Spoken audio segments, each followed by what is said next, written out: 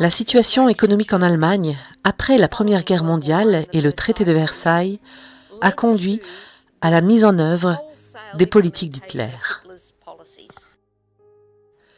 Ils ont commencé à tuer des enfants en premier, puis un peu plus tard, ils ont commencé à tuer les adultes.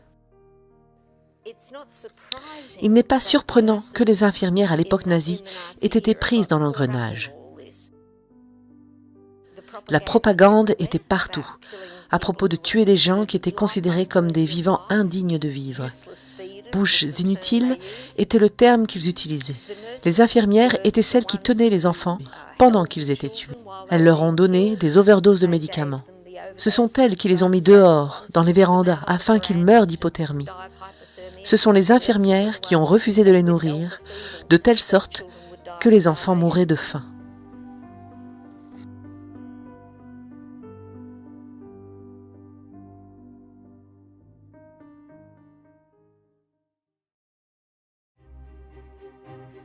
Après la fin de la Première Guerre mondiale en 1918, l'Allemagne a subi de graves difficultés économiques et la nation a vu la montée de différentes factions et idéaux politiques. Un groupe a particulièrement émergé avec Adolf Hitler et son parti national-socialiste.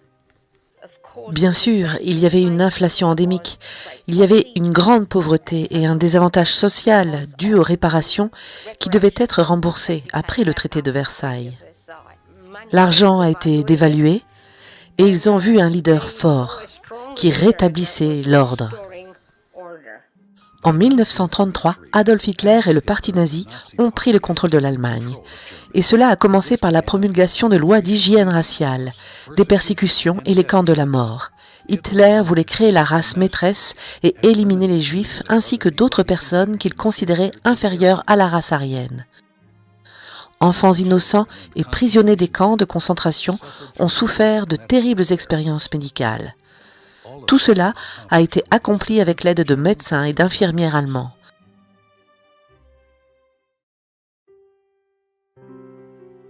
La base du plan d'hygiène raciale d'Hitler était un concept appelé eugénisme, qui est la pseudoscience de développer une race supérieure. Avant l'arrivée au pouvoir d'Hitler, à travers le monde, toute la théorie de l'eugénisme était quelque chose que de nombreuses nations avaient embrassé. L'eugénisme est la croyance que, par l'élevage, que ce soit des vaches, des moutons, des gens, peu importe, que grâce à l'élevage sélectif, l'eugénisme positif est la capacité à élever une progéniture qui portera les meilleurs traits de la race. Cette théorie de l'eugénisme, c'est en résumé qu'il y a des gens qui sont autorisés à se reproduire pour le profit de la race humaine et ceux qui ne sont pas en forme ni en bonne santé et ne doivent pas être autorisés à avoir des enfants. Développé en Allemagne, aux États-Unis, au Japon, en Scandinavie, l'Allemagne n'était pas à l'avant-garde de cela. Les nazis ont en fait beaucoup appris de leur eugénisme initialement des États-Unis. Certaines de ces politiques eugéniques de soins de santé ont été développées aux États-Unis à la fin du XIXe siècle, début du XXe siècle. Ces politiques américaines ont été imitées par l'Allemagne et incorporées dans la philosophie de gouvernance de la biologie appliquée. Il y a des lois dans le livre en Virginie qui vous disaient comment stériliser les gens. Les nazis ont édicté leur loi de stérilisation en 1933 en imitant la loi américaine. En fait, il fut un temps où il y avait des articles dans les journaux américains qui disaient « Regardez, les nazis ont pris de l'avance sur nous, nous ferions mieux de les rattraper ». Et donc, bien sûr, quand Hitler est venu avec ses théories raciales, il s'est rendu compte que cet eugénisme était vraiment une bonne idée.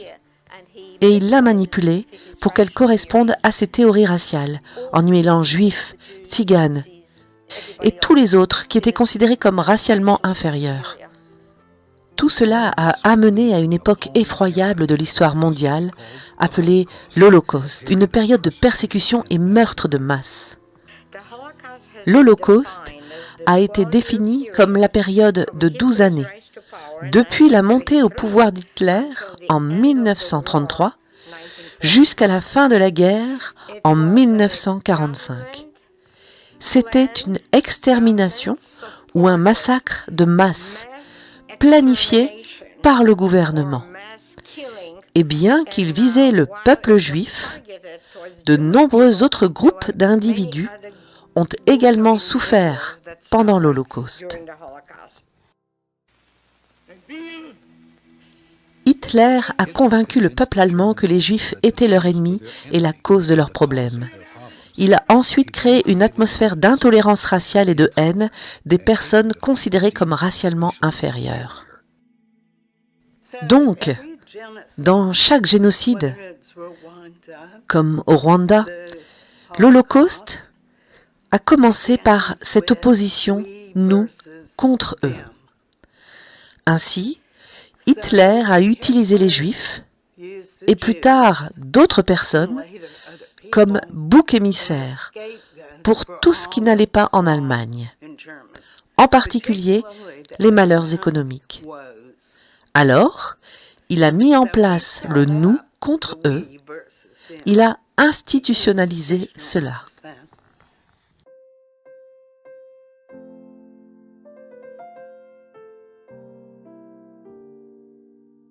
En 1933, le gouvernement nazi a adopté les lois de Nuremberg pour la protection héréditaire de la santé. Cela a légalisé la stérilisation involontaire. Hitler a trouvé un maillage parfait de son idéologie nazie avec la médecine eugénique nazie ou le mouvement d'hygiène raciale. Les lois allemandes sur la stérilisation ont conduit à la stérilisation involontaire par des médecins d'environ 400 000 Allemands. Les médecins nazis ont stérilisé les citoyens contre leur volonté, euthanasié 200 000 enfants et adultes allemands handicapés et créé les chambres à gaz et les fours crématoires qui ont été utilisés pour le meurtre de masse de 6 millions de juifs, de polonais et de tziganes. Sans le plein soutien des médecins, des scientifiques et infirmières, l'Holocauste tel qu'il s'est déroulé n'aurait jamais pu arriver. Aux États-Unis, il y avait des lois qui pouvaient exiger que les gens soient stérilisés contre leur gré. Les lois sur la stérilisation étaient répandues aux États-Unis, notamment en Indiana et en Caroline du Nord, mais d'autres États, dont la Californie et la Virginie, ont permis la stérilisation, même dans les années 1970. En fait, au début du XXe siècle, les États-Unis ont conduit le monde à utiliser les stérilisations obligatoires. Une loi célèbre a été adoptée en Virginie qui disait qu'il était normal de stériliser les attardés. Et elle a été portée devant la Cour suprême et Olivier Wendell Holmes, le juge en chef, a déclaré « 3 générations d'imbéciles, ça suffit », indiquant donc que c'était tout à fait correct de stériliser. Mais aux États-Unis, cela n'ira pas plus loin. Mais en Allemagne, c'est devenu l'idéologie principale, puis ce fut mis en œuvre. Hitler a promis au peuple allemand qu'ils allaient créer la race maîtresse.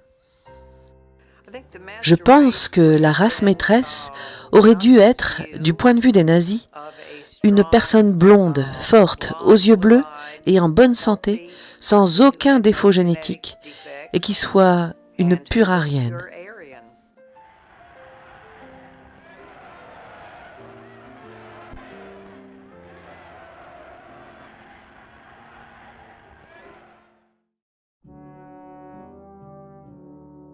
Dans les années 1920-1930, la communauté médicale allemande était considérée comme la meilleure au monde. Vous n'étiez pas un vrai médecin aux États-Unis, sauf si vous étiez allé en Allemagne pour étudier, et à votre retour racontiez « Vous savez, j'ai étudié en Allemagne ».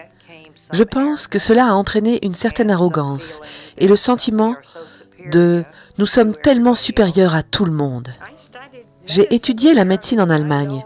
Je connais certains des meilleurs enseignements sur l'anatomie, la physiologie et en médecine qui me viennent d'Allemagne. L'Allemagne était très avancée, non seulement dans le domaine médical, mais l'Allemagne était la meilleure civilisation parmi les pays européens. C'était le haut de la technologie, le haut de la science. Comment était-il possible que ces personnes soient devenues des meurtriers ?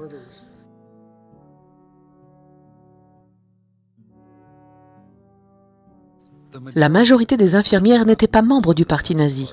Cependant, pour avoir un emploi en Allemagne, une infirmière devait appartenir à l'une des nombreuses organisations d'infirmières. Il y avait 5 organisations d'infirmières. Parmi celles-ci, les infirmières nationales socialistes et celles de la Croix-Rouge qui ont prêté serment d'allégeance à Hitler.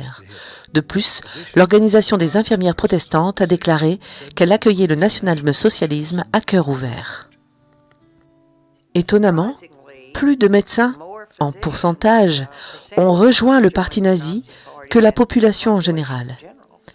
Et je pense que les médecins ont été très impressionnés par le fait que nous pouvions utiliser notre science pour améliorer la race humaine. Beaucoup de médecins et d'infirmières ont soutenu le régime nazi avec enthousiasme et ont été impliqués dans tous les aspects de l'Holocauste. Environ 40% des médecins allemands étaient dans le parti nazi, tandis que les avocats et les enseignants et les autres professions en col blanc se sont jointes en bien moins grand nombre. Si vous n'aviez pas rejoint le parti nazi, il n'y avait pas de châtiment. Utilisant une propagande haineuse, Hitler et les nazis ont commencé une campagne contre les Juifs. Je sais que mon père disait qu'il y avait des choses qui arrivaient au peuple juif en Allemagne. Ils étaient victimes de discrimination. Les enfants juifs ne pouvaient plus fréquenter leurs écoles habituelles. Les enfants ne pouvaient pas garder leur emploi à l'université ou toute autre profession. Hitler a dit « Suivez-moi. Peu importe votre Dieu, peu importe votre religion.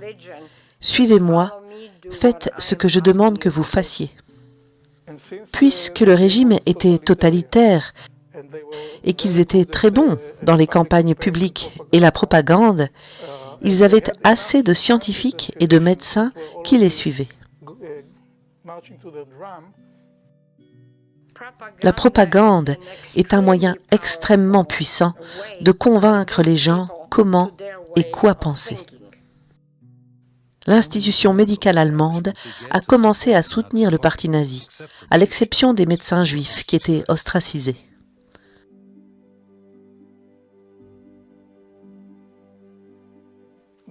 Le journal officiel de l'Association médicale allemande a commencé à avoir une croix gammée sur leur journal. Ils se sont débarrassés très vite de tous les médecins juifs, auteurs, personnels de bureau, membres de différentes associations ou de sociétés. En 5 ou 6 ans, ils les ont évincés de toutes les universités et établissements professionnels. Après des années de forte propagande nazie, les médecins et infirmières allemands ont commencé à accepter cette croyance que l'hygiène raciale serait bonne pour la nation. Le darwinisme social disait « Nous devons éliminer ces gens inférieurs qui étaient handicapés, qui étaient peut-être mentalement dérangés. Nous voulons une société saine et prospère. » En Allemagne, les partisans du mouvement eugénique étaient les plus importants, les plus puissants. Ils constituaient l'établissement. Le système juridique est devenu immédiatement nazifié. Bien sûr, il fallait des avocats, il fallait des médecins, il fallait des bureaucrates, il fallait des administrateurs, mais aussi un bon nombre d'infirmières pour effectuer les injections. Mais pendant longtemps, les infirmières ont été les agents des médecins, et les médecins, durant la période nazie, étaient des agents de l'État. C'est donc très important, car les médecins n'étaient plus appelés à soigner les patients, mais à soigner pour l'État, le Volk, le peuple allemand. Donc, ce qui était bon pour l'État, c'était ce qui était important, pas ce qui était bon pour un patient individuel. L'obéissance faisait toujours partie de l'enseignement prodigué aux infirmières, ainsi que la façon de penser. Il n'est donc pas surprenant que les infirmières de l'époque nazie aient pris parti dans tout cela. Des programmes d'euthanasie ont été établis dans l'Allemagne nazie dans lesquels des enfants et des adultes étaient tués s'ils étaient considérés comme inaptes à la vie et constituaient un fardeau pour l'État. Le vrai sens de l'euthanasie aurait dû être la mort miséricordieuse d'une personne suite à sa permission ou suivant sa demande. Cependant, ce n'était pas le cas en Allemagne nazie. Ces meurtres se sont déroulés sans consentement. C'étaient des meurtres. Dans les années 20, l'avocat allemand Karl Binding et le psychiatre allemand Alfred Hoche sont co-auteurs du livre « Permission de détruire une vie indigne de vivre ». Ce livre a grandement influencé la réflexion d'Hitler sur l'euthanasie. Tout le monde avait cette propagande face à lui. C'était commun, c'était partout. C'était en quelque sorte cette idée que les gens, qui étaient d'une certaine manière déficients, devaient être éliminés afin qu'ils ne propagent plus des gènes défectueux. et pour qu'il ne soit pas un fardeau pour l'État. Ainsi, les infirmières, comme tout le monde dans la société, étaient sensibles à cela. Les infirmières travaillaient dans des hôpitaux où il y avait des enfants handicapés, des personnes atteintes de maladies mentales, avec un ensemble de conditions de prise en charge pour ces patients. Elles n'ont pas été contraintes de faire partie de ces programmes. Une fois que vous acceptez, tout être humain peut être déshumanisé. Éventuellement, vous pouvez vous engager même dans l'extermination. Ce fut un processus graduel et très puissant. Et malheureusement, ce processus très efficace a eu lieu en Allemagne. Le programme d'euthanasie nazi a débuté en 1939 comme moyen d'éliminer les enfants handicapés. Vous avez des familles qui, à cause de toutes les propagandes, croient qu'avoir un enfant avec des traits de caractère négatifs est une mauvaise chose, que c'est mauvais pour la santé de l'Allemagne. Ils tuaient des enfants handicapés, des enfants trisomiques, des enfants atteints d'anomalies cardiaques, des enfants atteints de paralysie cérébrale, des enfants qui ne se développaient pas normalement, qui étaient considérés comme des bouches inutiles. C'était le terme utilisé. Les infirmières de la santé publique allaient voir les familles en promettant « Si vous nous donnez votre enfant, celui-ci recevra les meilleurs soins. » Et ainsi les gens ont été faussement amenés à le croire et ont abandonné leur enfant. Les infirmières ont été impliquées dans le meurtre des enfants en leur donnant des surdoses, en les amenant au-delà de leurs limites, en sachant que cela allait contribuer à leur mort.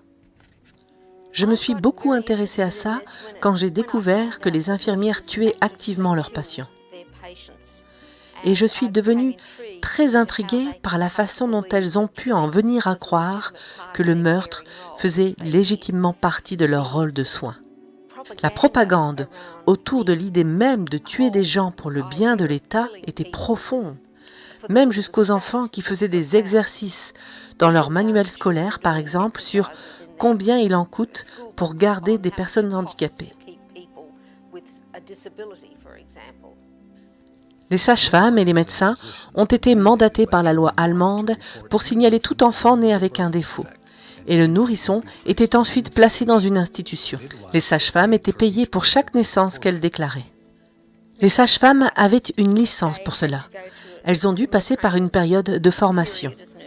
Et beaucoup d'entre elles étaient des pratiquantes indépendantes. Donc, peu de temps après que l'enfant soit placé dans une maison, il ou elle serait alors transféré dans une autre institution plus éloignée. Bien sûr, il n'y a eu aucun consentement, rien du tout. Ces meurtres ont été commis sans l'approbation des parents, plus ou moins dans l'ensemble. Ces infirmières et sages-femmes impliquées dans l'exécution, peut-être même pas par idéologie, ont été en fait les exécutantes du programme d'euthanasie.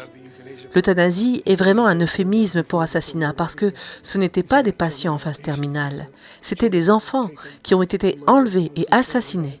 Pour la plupart, les enfants qui avaient un handicap ou un retard mental. Je pense qu'un point décisif, c'est qu'en Allemagne, la notion de la santé du public était plus importante que la santé de l'individu. Donc, par conséquent, supprimer un élément malsain était considéré comme bon.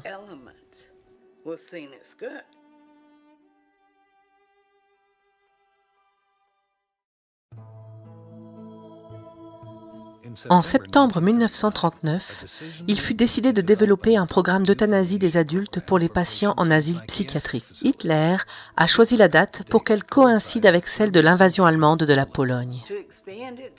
Élargir pour inclure les adultes était le seul moyen pour rendre cela acceptable. C'est dire que nous avons besoin de ces lits d'hôpitaux pour les blessés de guerre. Pourquoi l'État devrait-il payer pour garder les personnes totalement handicapées vivants quand nos jeunes gars qui sont envoyés au front ont besoin de rentrer à la maison et d'avoir des soins? Le nom de cette organisation meurtrière était T4. Finalement, 6 centres de mise à mort ont été créés. Le personnel médical a reçu l'ordre de remplir des questionnaires pour évaluer si leurs patients devaient vivre ou mourir. Les patients étaient placés dans des chambres à gaz qui ressemblaient à des douches. Ensuite, du monoxyde de carbone mortel a été envoyé dans les chambres pour tuer les patients. Vous deviez justifier et rationaliser ce que vous faites, juste parce que vous le faites, mais ils y croyaient réellement. Et ils croyaient en fait que ce qu'ils faisaient était de sauver le peuple de sa contamination, de l'infection, qu'il y avait une maladie et que la maladie, c'étaient les handicapés et les infirmes, et dont ils avaient besoin d'être guéris en les tuant. Guérir en tuant. On leur a dit qu'ils seraient transférés. Les infirmières ont emballé leurs vêtements, leur déjeuner, sont montées avec eux dans les bus. Les hôpitaux, il y en avait 6, avaient spécialement construit des sortes de passages couverts que les bus pouvaient traverser, afin que les patients puissent être déchargés à l'hôpital sans être vus par la communauté.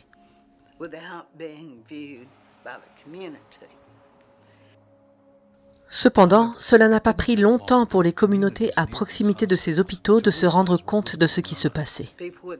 Les gens voyaient les bus. Les bus étaient très particuliers, peints en gris. Les fenêtres étaient opaques et ainsi de suite. Les bus arrivaient et, dans un délai très court, une fumée âcre s'échappait des cheminées. Chaque hôpital avait un département pour écrire des lettres de condoléances aux familles. Et il y a eu des confusions. Ils écrivaient et disaient par exemple « Nous sommes désolés de vous annoncer qu'oncle Hans est mort d'une appendicite. » Et peut-être qu'en fait, cela avait déjà été fait auparavant. Les gens finissaient par être assez bien informés de ce qui se passait. Même les enfants narguaient les autres enfants en disant « Ils vont vous mettre dans le bus gris. Vous allez passer par la cheminée. » Au fur et à mesure que la connaissance du gazage des patients était en train de se généraliser, la décision fut prise de mettre fin au T4 programme euthanasie en août 1941. Ceci cependant n'a pas mis fin au meurtre des patients.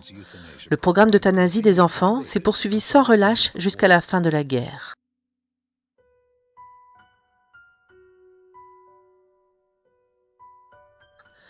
Après la fin du programme T4, les médecins ont obtenu la permission de donner une mort plus miséricordieuse à toute personne qu'ils jugeaient souffrante. Ces meurtres, qui ont eu lieu dans de nombreux hôpitaux tout au long du Troisième Reich, étaient connus sous le vocable d'euthanasie sauvage ou euthanasie décentralisée, et ont été effectués sur une base individuelle plutôt que par gazage de groupe.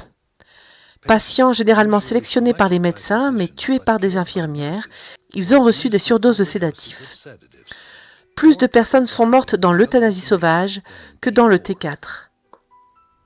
Pourquoi les infirmières ont-elles suivi les ordres de tuer?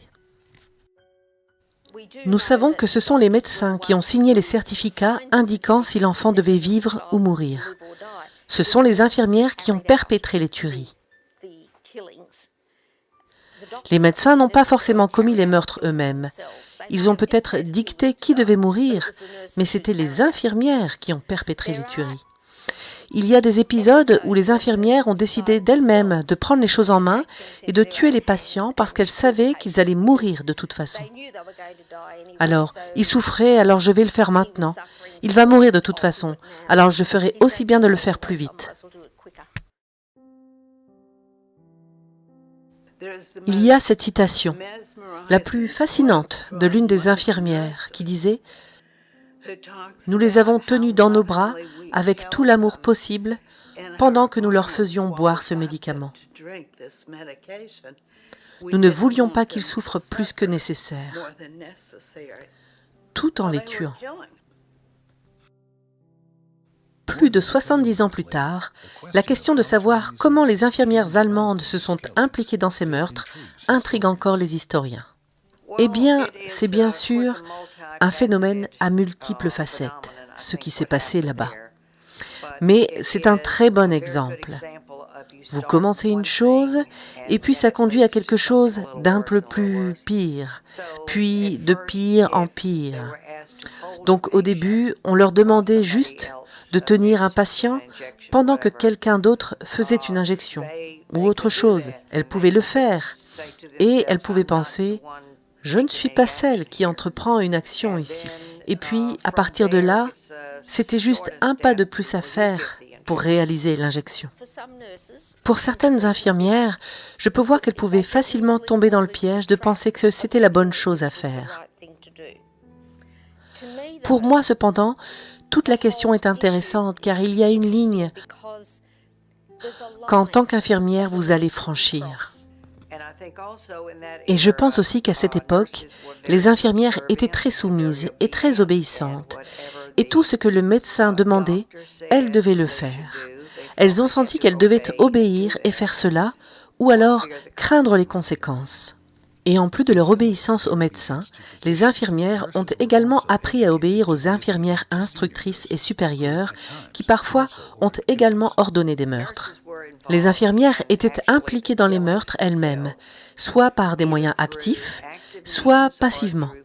Cela signifie laisser les patients mourir de faim ou les exposer à des dangers tels qu'ils attraperaient une pneumonie et d'autres maladies et finiraient par mourir.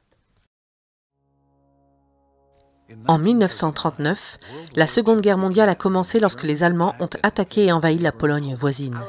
Notre bâtiment a également été touché. La survivante polonaise Anna Steinberger se souvient du bombardement.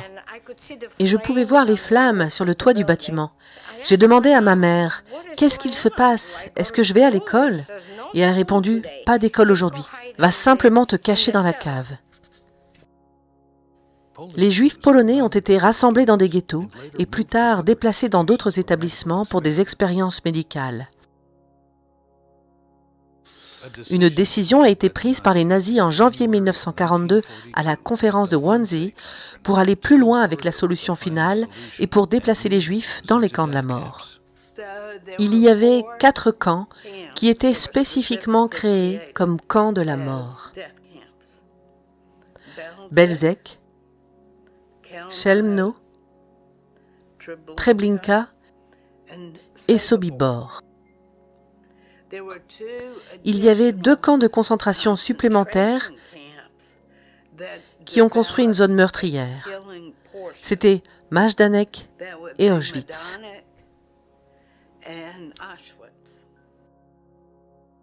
Certains travailleurs qualifiés ont été maintenus en vie pour travailler dans les camps.